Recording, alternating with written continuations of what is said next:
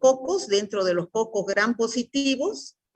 Ahora nos toca hablar, hemos hablado los bacilos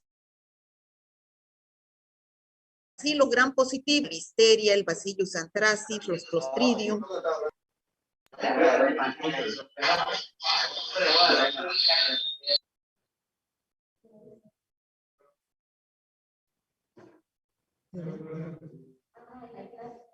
Chicos, sus micrófonos, por favor. Entonces, ahora estamos en los bacilos gram negativos. La anterior clase habíamos visto las enterobacterias. Entonces, ahora vamos a avanzar otro tipo de bacilos gram negativos, que son los bacilos gram negativos no fermentadores, donde está el género Pseudomonas, Acinetobacter, Flavobacterium y Moraxella. La próxima clase vamos a avanzar Vibrio cólera y Campylobacter jejuni, y terminamos con esta tablita de los bacilos gram negativos para entrar a los cocos gram negativos. Nos faltaría una clase, 2 clases, tercera clase treponema, que es una espiroqueta, ya de esta tabla.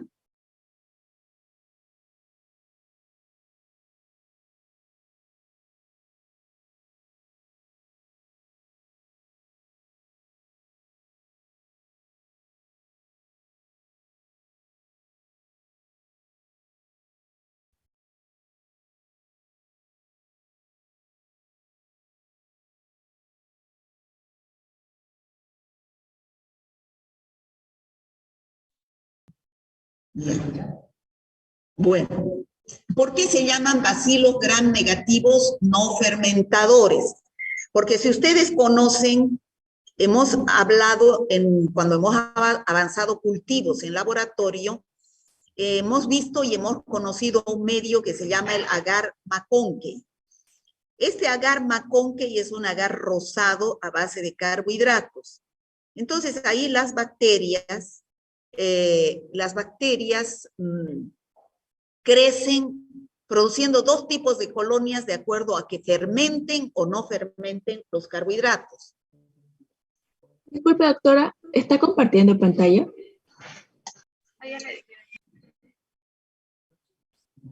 Avisen cuando no pase pues la diapositiva, chicos. No se ve, doctora, su diapo.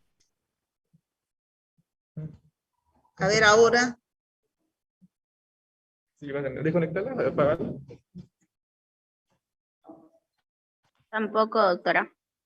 Ya, ahorita. Paciente. Están los técnicos aquí arreglando. Está aquí, ¿no? Esa es. Varios docentes me han dicho que han tratado de pasar y que se han estresado. Ahora sí se ve. Pero ellos no ven.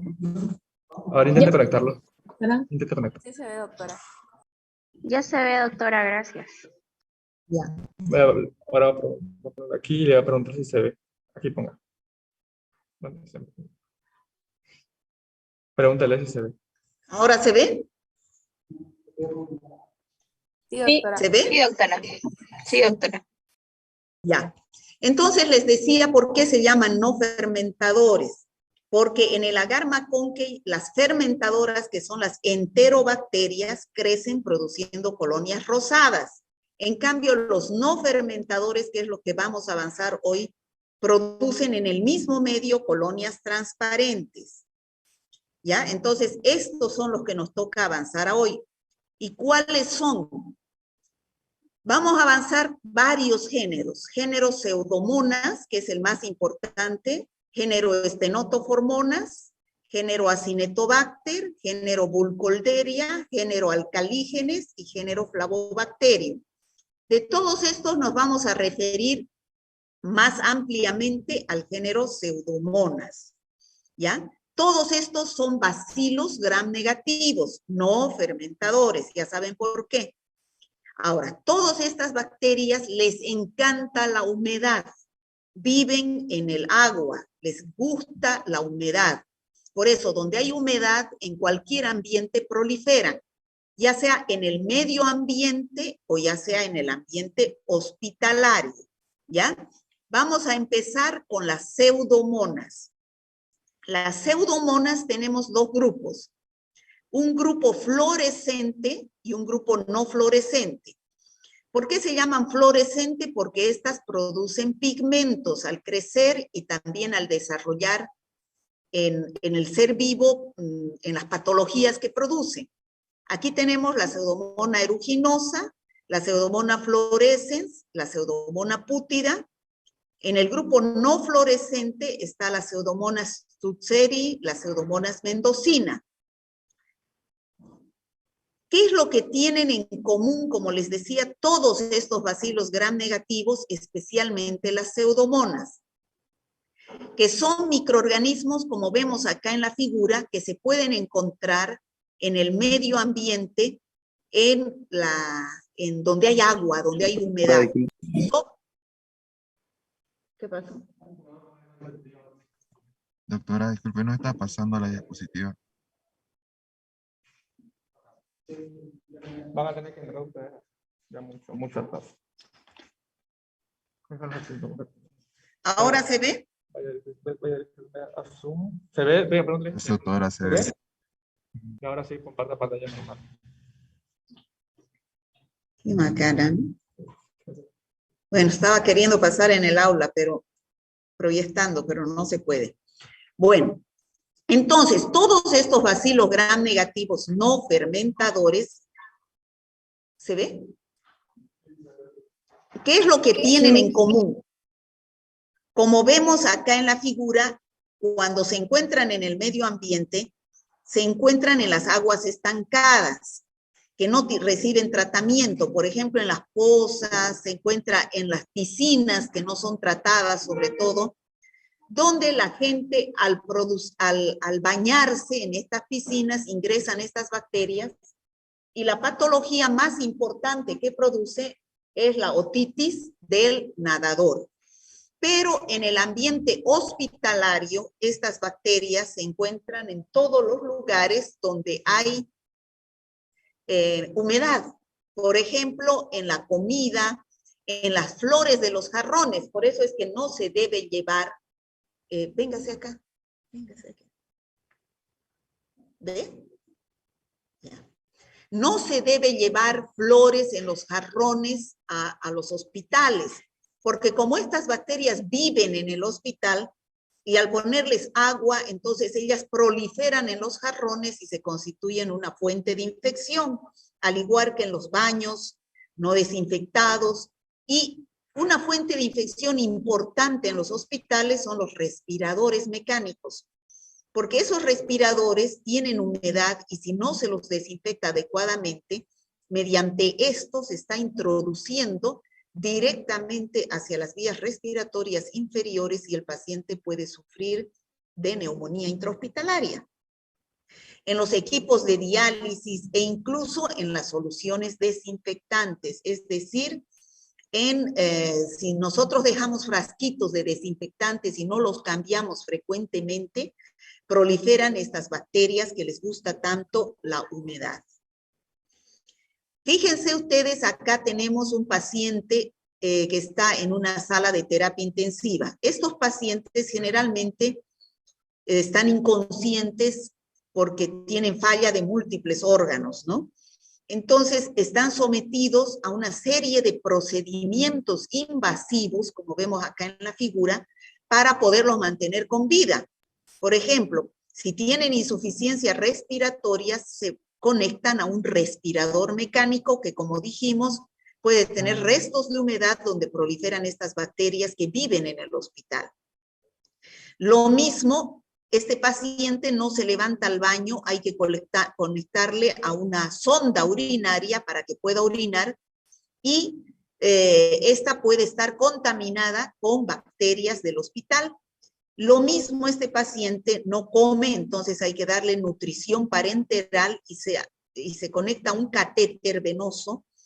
Lo mismo, por ese catéter también se introduce la medicación Entonces, es directamente que entra al torrente circulatorio y puede ocasionarle una bacteremia y posteriormente una sepsis. Bueno, estos son los procedimientos invasivos que pueden dar lugar a que estas bacterias produzcan infecciones en este tipo de pacientes.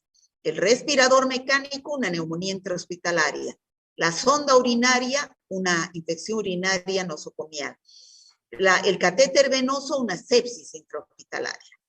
Todas estas son infecciones intrahospitalarias que se llamaban antiguamente.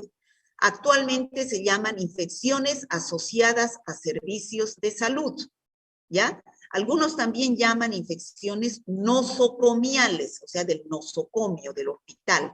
Son infecciones que el paciente no las tenía anteriormente, que ingresó por otra causa al hospital. Puede que este paciente haya ingresado por un accidente de tránsito, no tenía ninguna infección. Y en el hospital, al ser intervenido con estos instrumentos que invaden su organismo interior, entonces se produce una infección. Después de 72 horas de haberlo hospitalizado. Entonces, y estos pacientes, estas bacterias producen infecciones oportunistas. Es decir, se aprovechan de la oportunidad que estos pacientes son inmunodeprimidos para producir la infección. ¿Cómo son estas bacterias? Como vemos acá en la figura, son bacilos gram-negativos, son aerobios estrictos, producen enzimas que sirven para su identificación, como por ejemplo las pseudomonas producen la enzima oxidasa.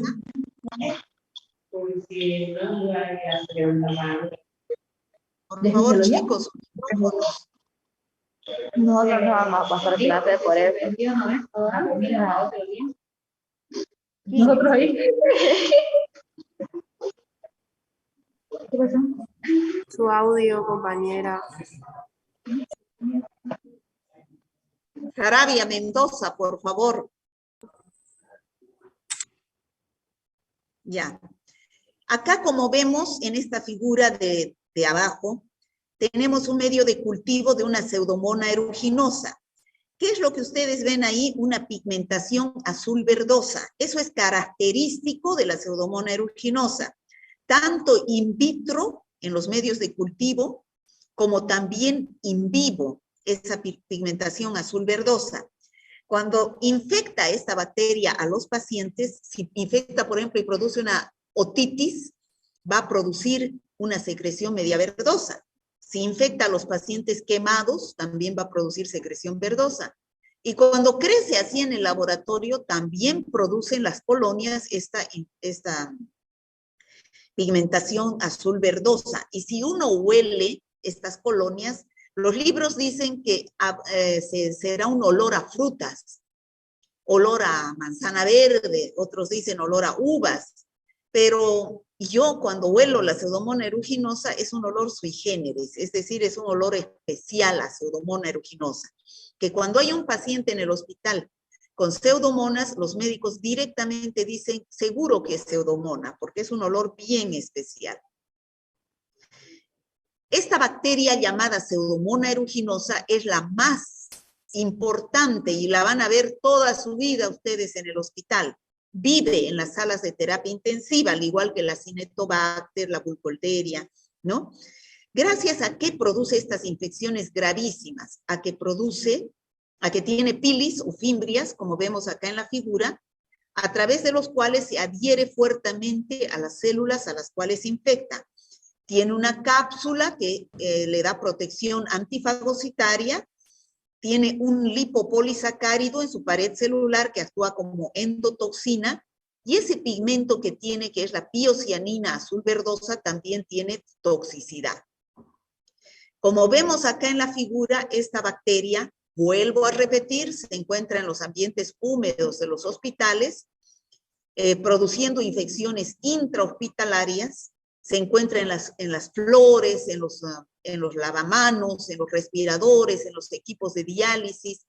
Y hablar esto a mí me hace recuerdo una anécdota cuando yo trabajaba en el Hospital San Juan de Dios, en el comité de infecciones, juntamente con Reinerio, que era el que trabajaba en cirugía, hicimos un estudio. Todos los pacientes de terapia intensiva se enfermaban con neumonía. Hicimos los cultivos y creció una Pseudomonas aeruginosa. Entonces, no podía ser que todos los pacientes den la misma bacteria. Entonces, ¿eso qué significa? Que es un brote.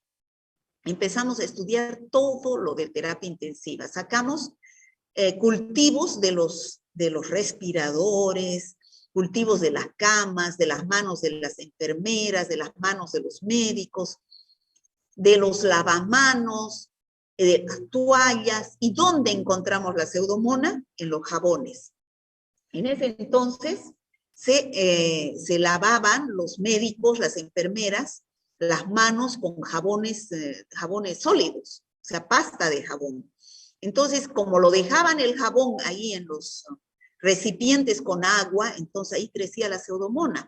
Entonces iban, se lavaban y más bien en vez de lavarse, se llenaban de Pseudomonas las manos y se secaban en las toallas de tela y igual tenían Pseudomonas. Entonces, desde ese momento, como comité de infecciones, dijimos, se cambia la pasta por jabón líquido y se cambia las toallas de tela por toallas de papel, sobre todo en terapia intensiva.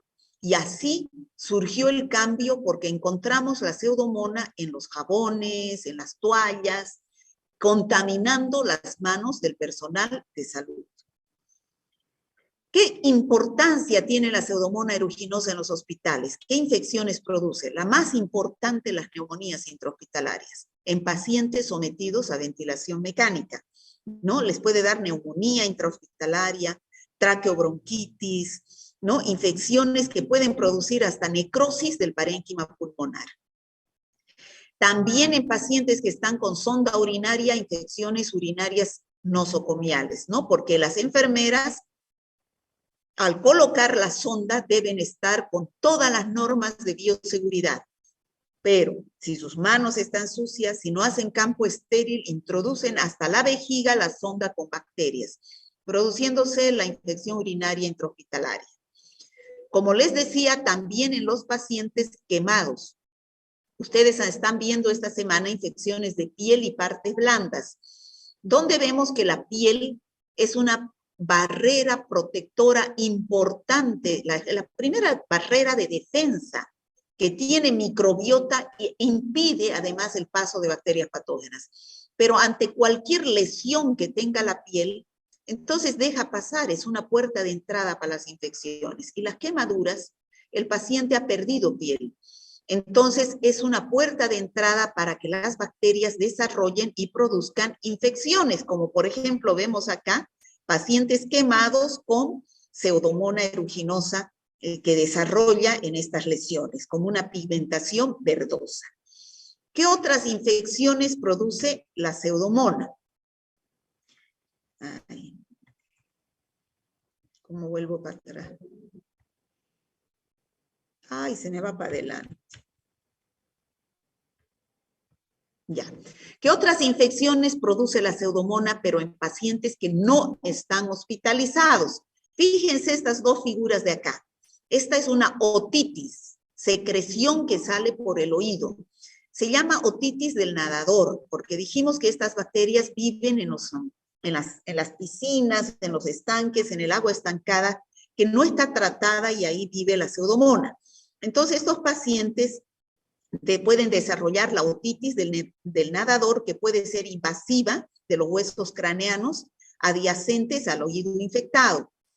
Otra patología que produce es en el ojo, fíjense acá al lado, es una corioretinitis, donde sobre todo en los pacientes que utilizan lentes de contacto. Ustedes saben que en la noche estos pacientes que usan lentes de contacto no deben dormir con los lentes de contacto y los sacan y los colocan en un líquido, ¿no? Entonces, este líquido, si no lo cambiamos periódicamente, se infecta con Pseudomonas y todos los días nos estamos poniendo Pseudomonas al ojo. Entonces, con el tiempo, este paciente sufre una corioretinitis que puede llevarlo a la ceguera. En las salas de terapia intensiva neonatal También por los catéteres se produce bacteremia, diseminándose la bacteria hacia otros órganos y puede llegar a una sepsis.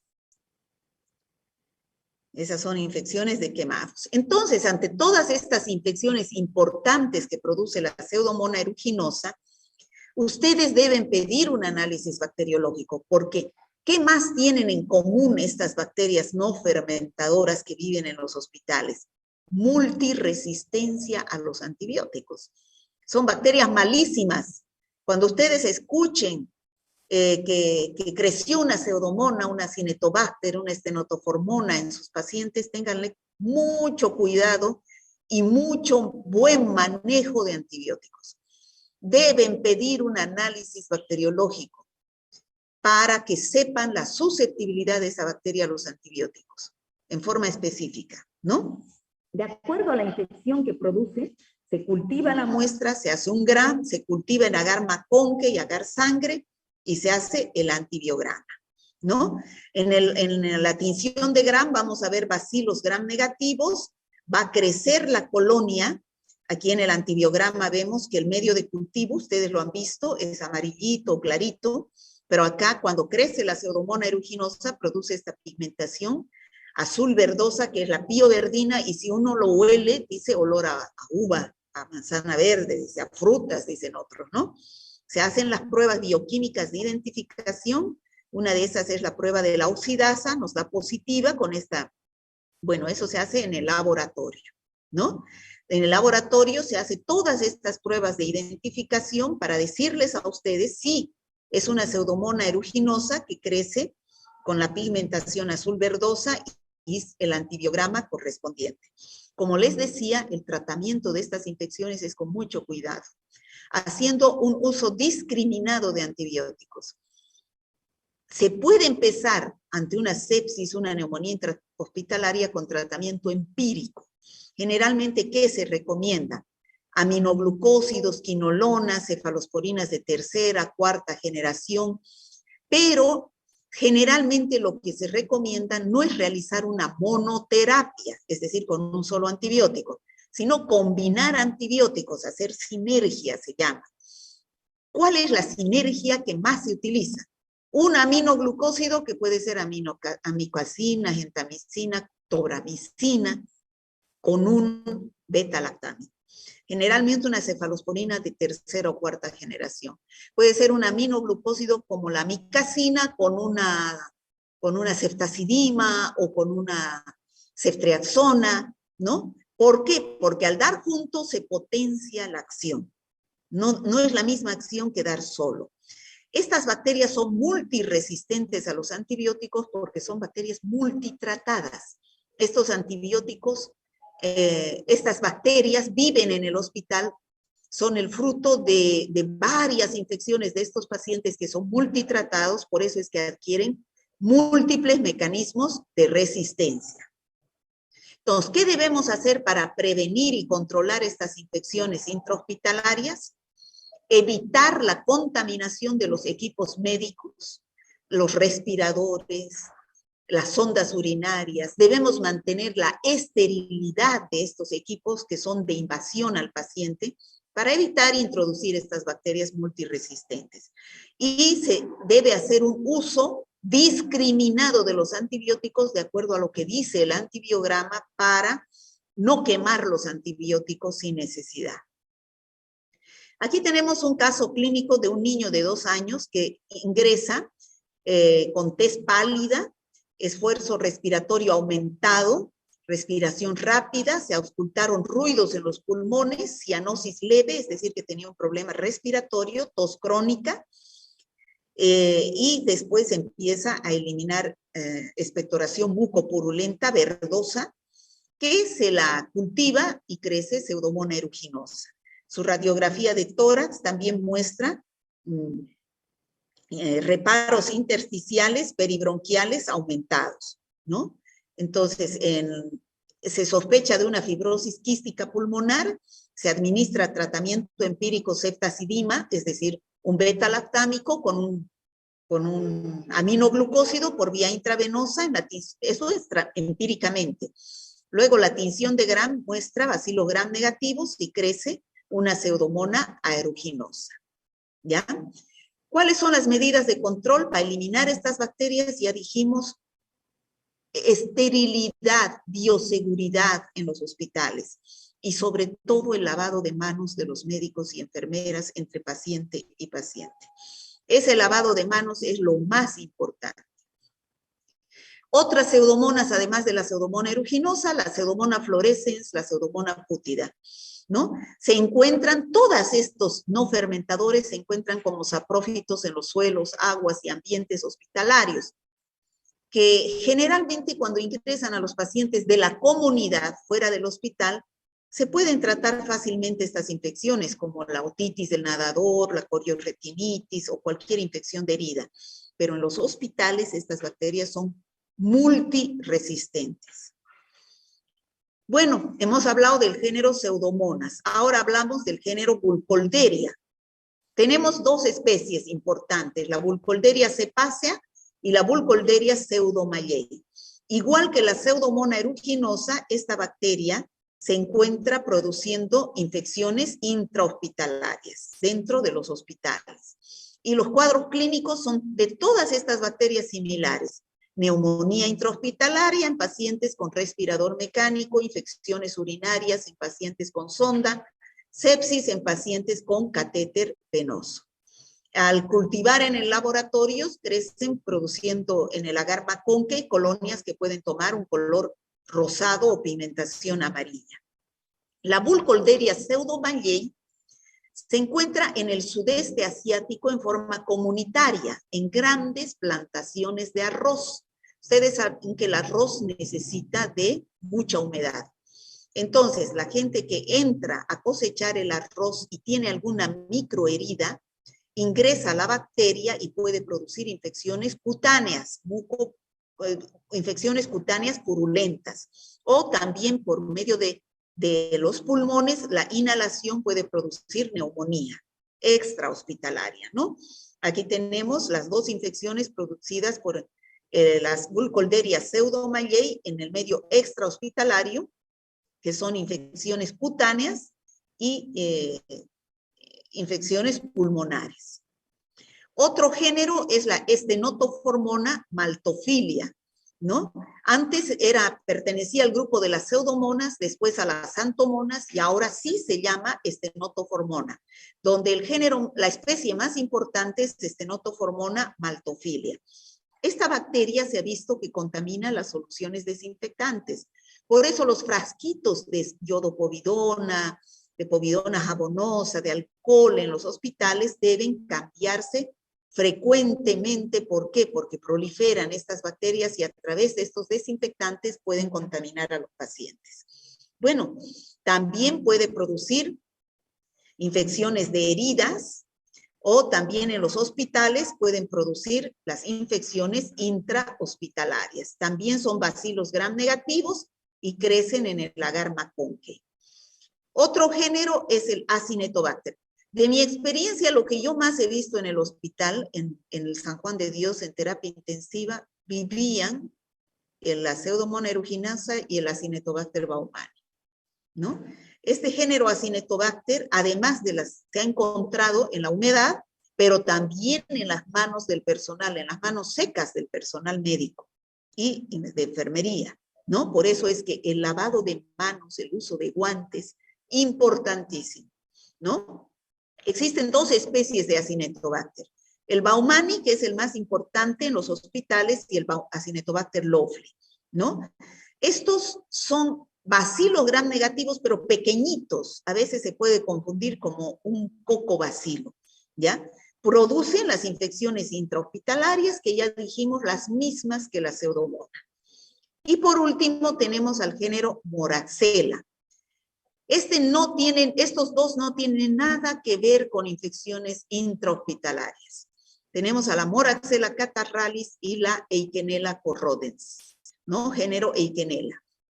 La Moraxella en algunos pacientes se puede encontrar como microbiota respiratorio, pero cuando ingresa a pacientes inmunodeprimidos al tracto respiratorio inferior, puede producir bronquitis, bronconeumonía, sinusitis, otitis Y la mayoría de estas cepas producen beta-lactamasas. ¿Qué quiere decir?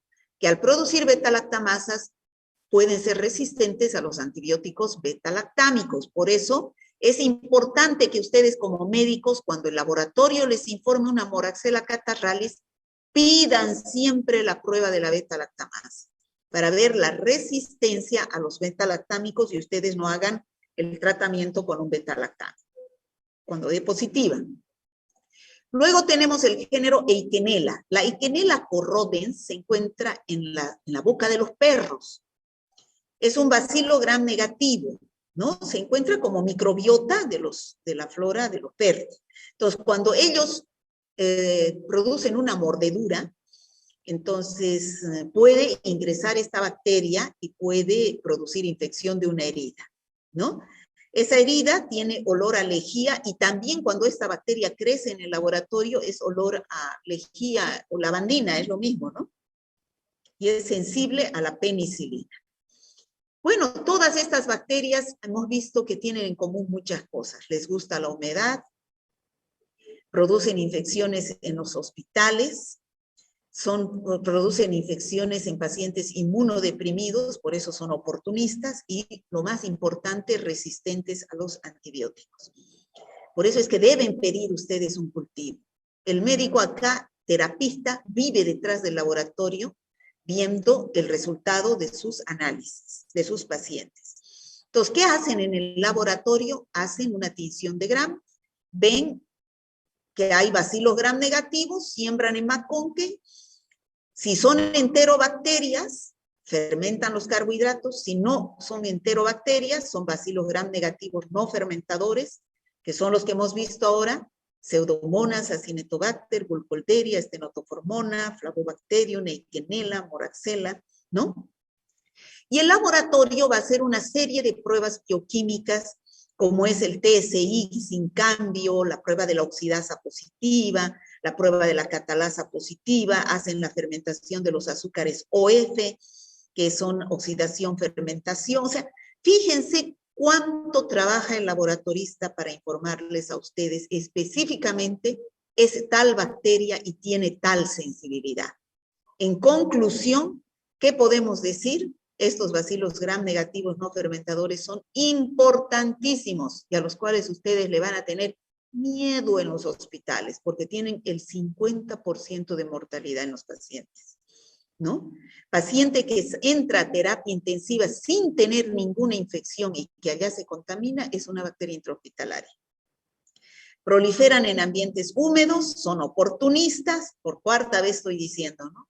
Producen infecciones en pacientes inmunodeprimidos de los hospitales. Son inmunodeprimidos, ¿por qué?